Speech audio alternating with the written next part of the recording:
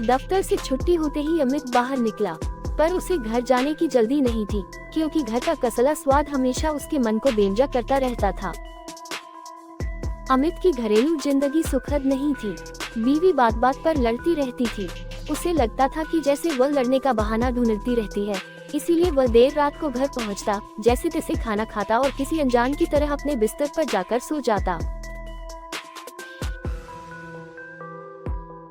वैसे अमित की बीवी देखने में बेहद मासूम लगती थी और उसकी इसी मासूमियत पर रीझ कर उसने शादी के लिए हामी भरी थी। पर उसे क्या पता था कि उसकी जबान की धार कैंची से भी ज्यादा तेज होगी।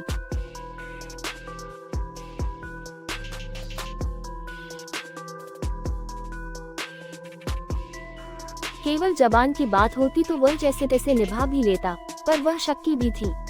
उसकी इन्हीं दोनों आदतों से तंग होकर अमित अब ज्यादा से ज्यादा समय घर से दूर रहना चाहता था। सड़क पर चलते हुए अमित सोच रहा था, आज तो यहाँ कोई भी दोस्त नहीं मिला, ये शाम कैसे कटेगी। अकेले घूमने से तो अकेलापन और भी बढ़ जाता है।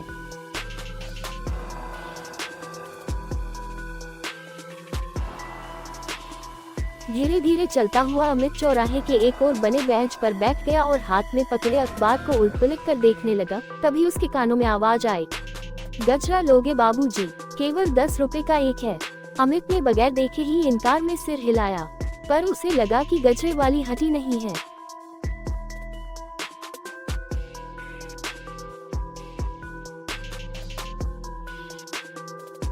अमित ने मुंह फेर कर देखा। एक लड़की हाथ में 8-10 गजरे लिए खड़ी थी और तरस भरे लहजे में गजरा खरीदने के लिए कह रही थी।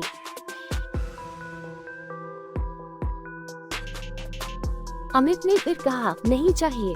और गजरा किसके लिए लूं?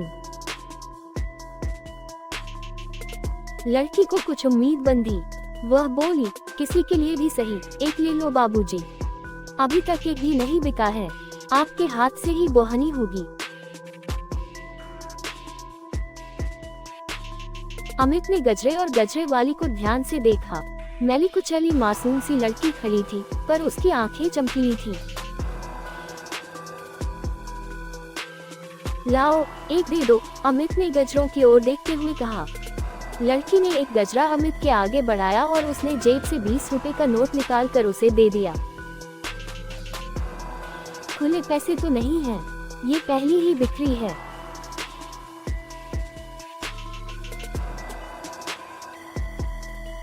अमित ने एक पल रुककर उससे कहा, लाओ, एक और गजरा दे दो, 20 रुपए पूरे हो जाएंगे। लड़की ने खुश होकर एक और गजरा उसे दे दिया।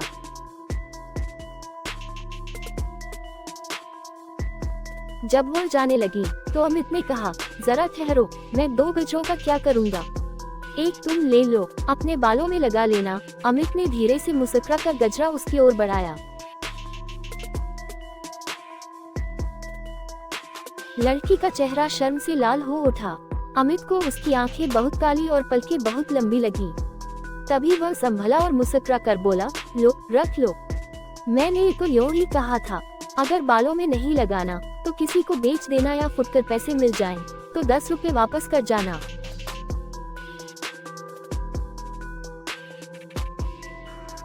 लड़की ने उस गजरे को ले लिया और धीरे धीरे कदम बढ़ाते हुए वहां से चली गई। अमित कुछ देर वहीं बैठा रहा, फिर उठकर इधर उधर घूमता रहा। जब अकेले दिल नहीं लगा तो घर की ओर चल दिया। जब वह घर पहुंचा तो देखा कि बीवी पतीले में जोर जोर से कलछी घुमा रही थी।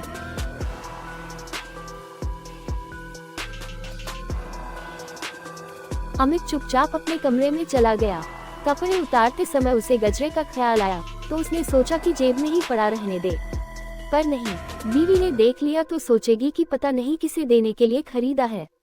उसने सोचा कि क्यों न जेब से निकाल कर कहीं और रख दिया जाए।